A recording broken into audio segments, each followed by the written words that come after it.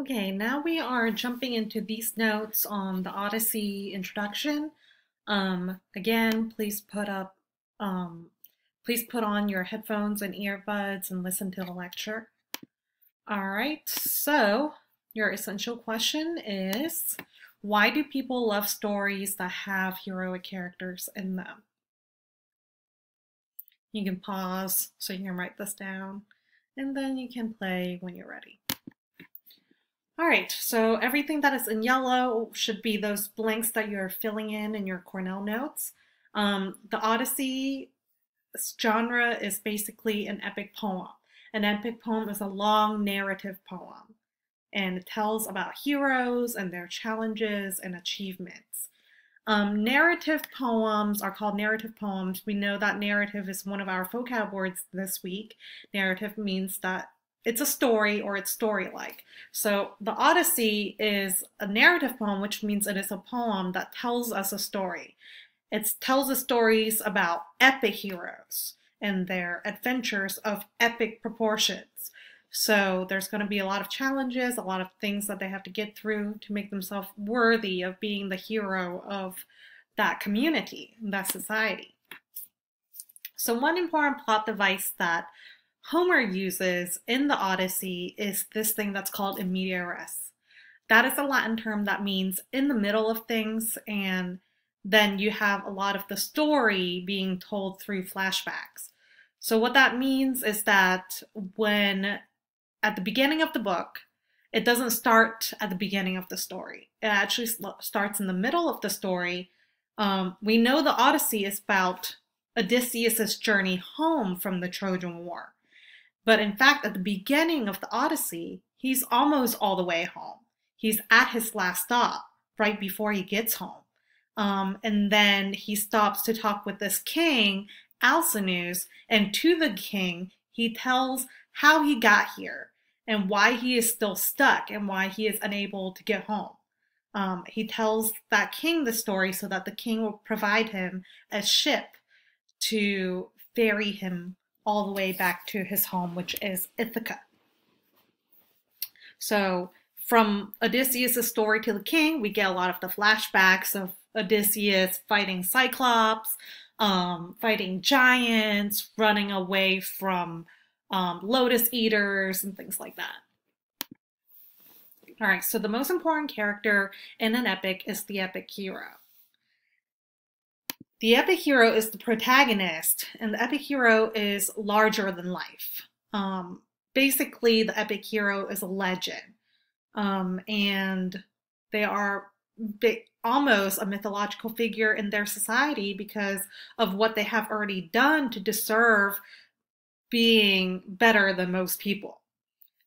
So think about what makes Odysseus already a hero to his community. Well, he went off, he fought for the Greeks in the Trojan War, came up with a lot of strategies during the war, such as the Trojan horse.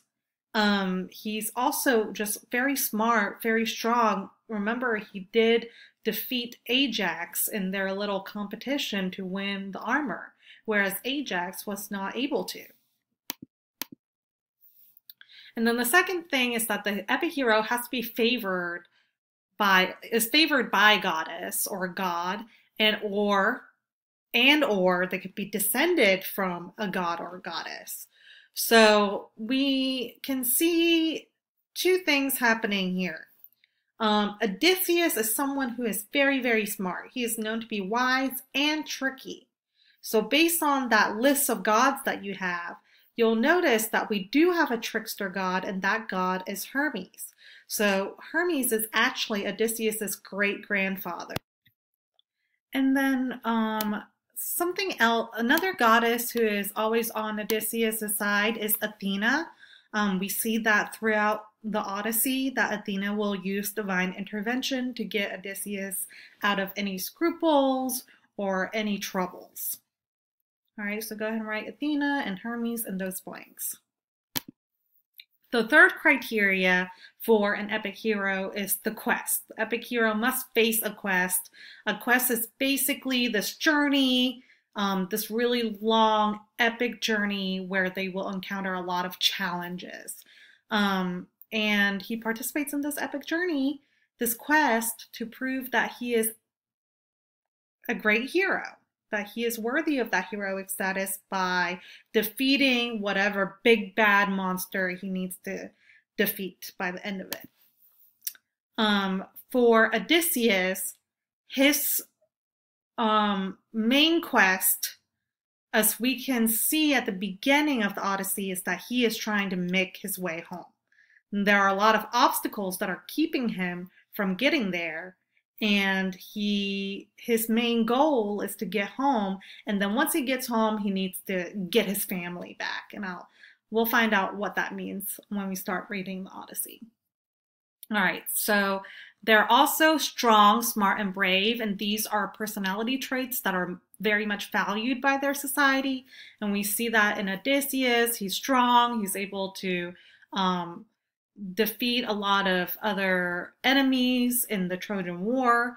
He's also very brave. He was one of the ones who was inside the Trojan horse, one of those 10 great warriors. And then he's also very smart. He did come up with a stratagem himself. And we know that he is very tricky because he tried to claim that he was insane to get out of the war. All right, and however, despite being so great, an epic hero does have an epic flaw. It's basically their weakness. For Odysseus, his weakness really gets him in trouble, and it's the main reason why he is unable to make his way home. And the reason for that is because he is a very arrogant person. He is smart, and he knows he is. And he will rub it in your face. So the epic hero goes through a series of events. This series of events is called epic hero cycle because it's sort of a pattern that we see with most hero stories. And it's basically something that shows how they leave their house because they have some adventure, and then they have to deal with some sort of defeat before they're able to resurrect and go back into their status of being an epic hero. All right, so basically, the main character is the epic hero. The hero is charged with a quest. The hero is tested to prove his worthiness, but also that the quest is actually challenging, that it is worthy for a hero to complete.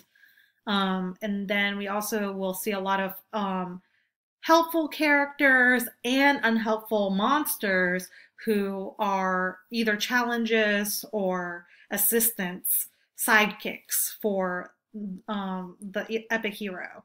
So for Percy Jackson, a few of these are kind of his best friends, okay, Grover. And then next, the hero's travel will take him to a supernatural place not usually visited by other people.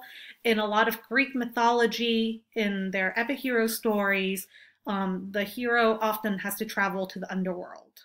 And that is, even though it's not hell, it's still a very scary place because it's not a place that is visited by living people, only by spirits. It's not really a place that you want to go to unless you're already dead. Otherwise, you might just end up staying there forever. The hero then almost gives up. Something really brings them down to the point where they're like, oh, there's no point of return to this. I'm never going to be able to succeed in my quest. And then something happens that will make them feel like they're back to life in some way or back to their glory in some way. And then finally the resolution is that they get to take their place back into their rightful throne or their rightful power. All right, some important terms that you need to know during this unit. First, there is the invocation to the muse. In the invocation to the muse, it's basically the beginning of the story. It's the first thing you will see when you open up the Odyssey. And it is Homer, the poet.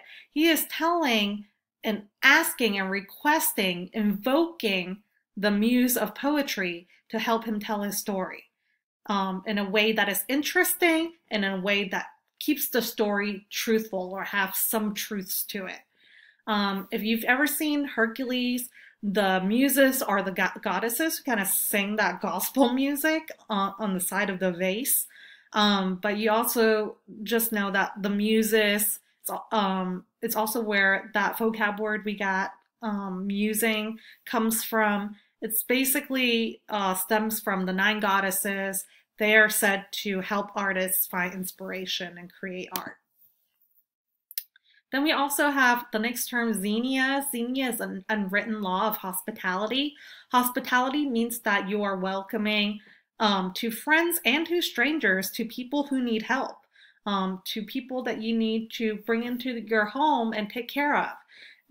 For ancient Greece, this was a really, really important thing. There are these rules that are not written down anywhere, but it's often just something you already know when you go out into the world, because there's a lot of traveling, a lot of wandering around and being in strange places. So there are rules for both the host and the guest when someone stays over at someone's place.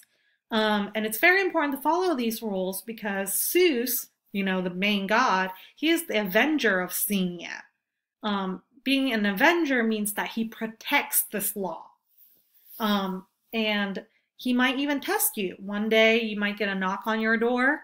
You open the door, it seems like a homeless person, and you're like, no, I don't want you to come inside my house. You seem pretty smelly. But if you turn that homeless person away, it might actually be Zeus in disguise, and it was a test to see if you are keeping up with his rule of Xenia. So the host must be respectful to the guest must be respectful to the host, and there must be a parting gift that the host gives to the guest.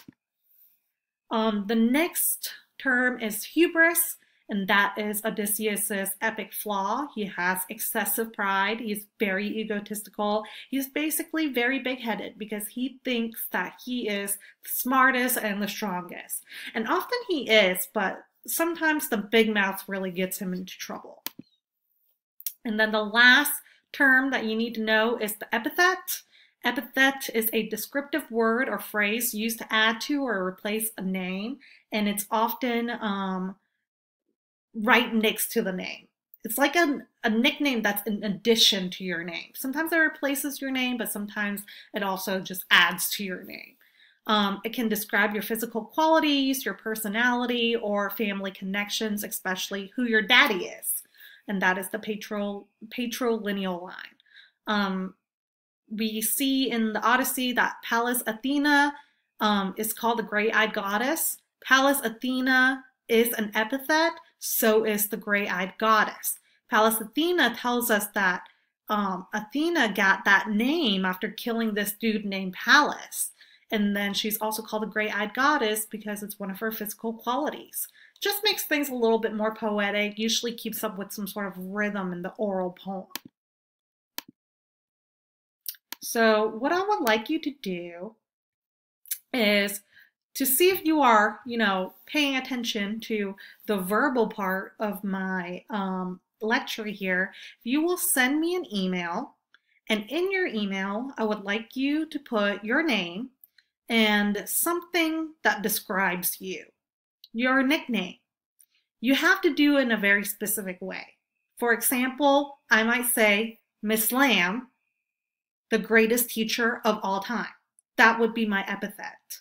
So really in your email, I want you to put your name and then comma, the epithet, and that's it. Just email that to me. If you need my email address, it is, usually you can just type it in. Last name is Lamb. You'll find me.